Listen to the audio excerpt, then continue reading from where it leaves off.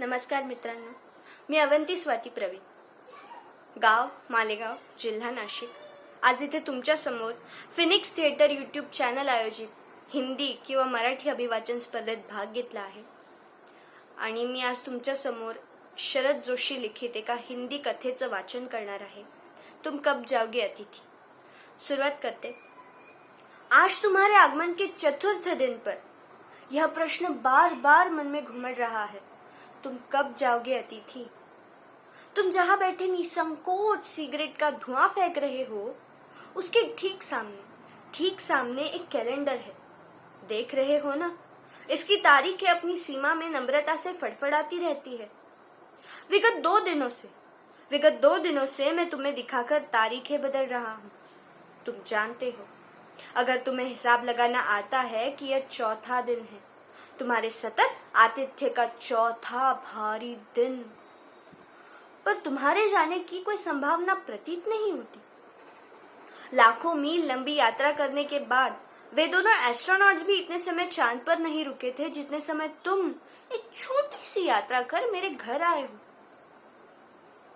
तुम अपने भारी चरण कमलों की छाप मेरी जमीन पर अंकित कर चुके. तुमने एक अंतरंग निजी संबंध मुझसे स्थापित कर लिया. तुमने मेरी आर्थिक सीमाओं की बैंजनी चट्टान देख ली. तुम मेरी काफी मिट्टी खोद चुके. अब तुम लौट जाओ अतिथि. तुम्हारे जाने के लिए उच्च समय अर्थात हाई टाइम है. क्या तुम्हें तुम्हारी पृथ्वी नहीं पुकारती. उस दिन जब तुम आए थे, मेरा हृदय किसी अज्ञात आशंका से धड़क उठा. अंदर ही अंदर मेरा बटुआ कांप गया. उसके बावजूद एक स्नेह भीगी मुस्कुराहट के साथ मैं तुमसे गले मिला और मेरी पत्नी ने तुम्हें सादर नमस्ते की थी. तुम्हारे सम्मान में अतिथि, हमने रात के भोजन को एकाएक उच्च मध्यम वर्ग के डिनर में बदल दिया. तुम्हें स्मरण होगा कि 2 सब्जी और रायते के अलावा हमने मीठा भी बनाया था. इस सारे उत्साह और लगन के मूल में एक आशा थी कि दूसरे दिन किसी रेल से एक शानदार मेहमान नवाजी की छाप अपने हृदय में लिए तुम चले जाओगे. हम तुमसे रुकने के लिए आग्रह करेंगे, मगर तुम नहीं मानोगे और एक अच्छे अतिथि की तरह चले जाओगे. पर ऐसा नहीं हुआ. दूसरे दिन भी तुम अपनी अतिथि सुलभ मुस्कान लिए घर में ही बने रहे. हमने अपनी पीड़ा पी ली और प्रसन्न बने रहे. स्वागत सत्कार के जिस उच्च बिंदु पर हम तुम्हें ले जा चुके थे, वहां से नीचे उतर हमने फिर दोपहर के भोजन को लंच की गरिमा प्रदान की और रात्रि में तुम्हें सिनेमा दिखाया. हमारे सत्कार का यह आखिरी छोर है, जिससे आगे हम किसी के लिए नहीं बढ़े. इसके तुरंत बाद भावभीनी विदाई का वह भीगा हुआ क्षण आ जाना चाहिए था, जब तुम विदा होते और हम तुम्हें स्टेशन तक छोड़ने आते. पर तुमने ऐसा नहीं किया. तीसरे दिन के सुबह तुमने मुझसे कहा, मैं धोबी को कपड़े देना चाहता हूं. यह आघात अप्रत्याशित था और इसकी चोट मार्मिक थी. तुम्हारे सामीप्य की वेला एकाएक यो रबरों की तरह खींच जाएगी, इसका मुझे अनुमान भी न था.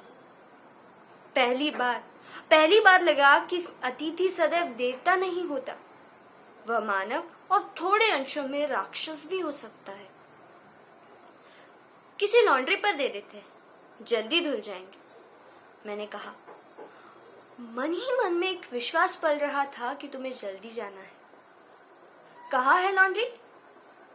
चलो चलते हैं, मैंने कहा और अपनी सहज बनियान पर औपचारिक कुर्ता डालने लगा. कहाँ जा रहे हैं, पत्नी ने पूछा. इनके कपड़े लॉन्ड्री पर देने हैं, मैंने कहा. मेरी पत्नी की आंखें एकाएक बड़ी हो गई. आज से कुछ बरस पूर्व उनकी ऐसी आंखें देख मैंने अपने अकेलेपन की यात्रा समाप्त कर बिस्तर खोल दिया था. पर अब जब वही आंखें बड़ी होती है तो मन छोटा होने लगता है. वे इस आशंका और भय से बड़ी हुई थी कि अतिथि अधिक दिनों ठहरेगा, और आशंका निर्भूल भी रही थी. अतिथि, तुम जा नहीं रहे. लॉन्ड्री पर दिए कपड़े धुलकर आ गए और तुम यही हो. तुम्हारे भरकम शरीर से सलवटे पड़ी चादर बदली जा चुकी और तुम अब भी यही हो. तुम्हें देखकर फूट पड़ने वाली मुस्कुराहट अब धीरे धीरे फीकी पड़कर लुप्त हो गई है। ठहाकों के रंगीन गुब्बारे जो कल तक इस कमरे के आकाश में उड़ते थे, अब दिखाई नहीं पड़ते।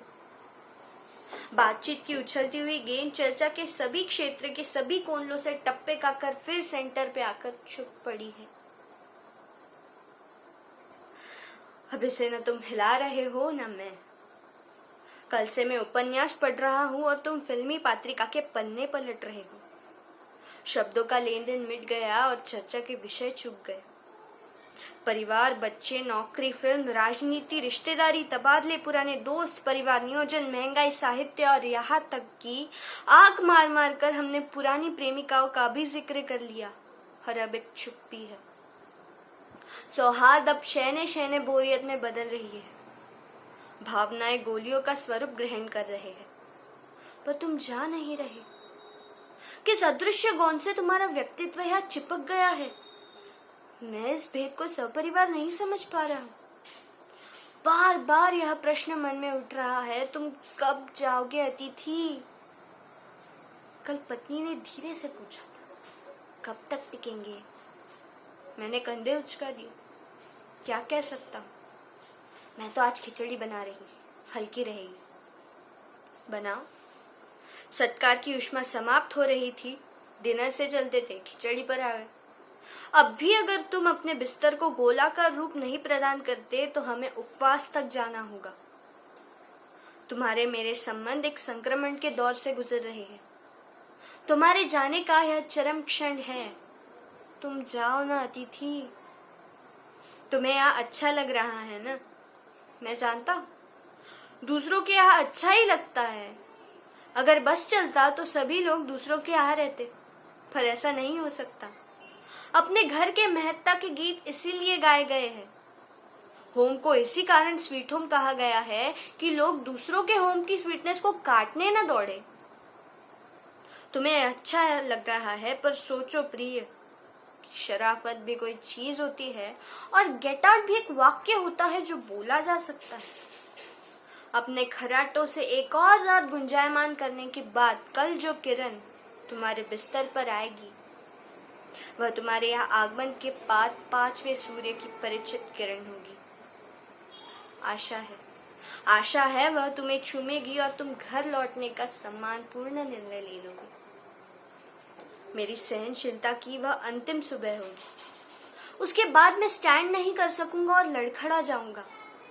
मेरे अतिथि, मैं जानता हूं कि अतिथि देवता होता है, पर आखिर में मैं भी मनुष्य हूं।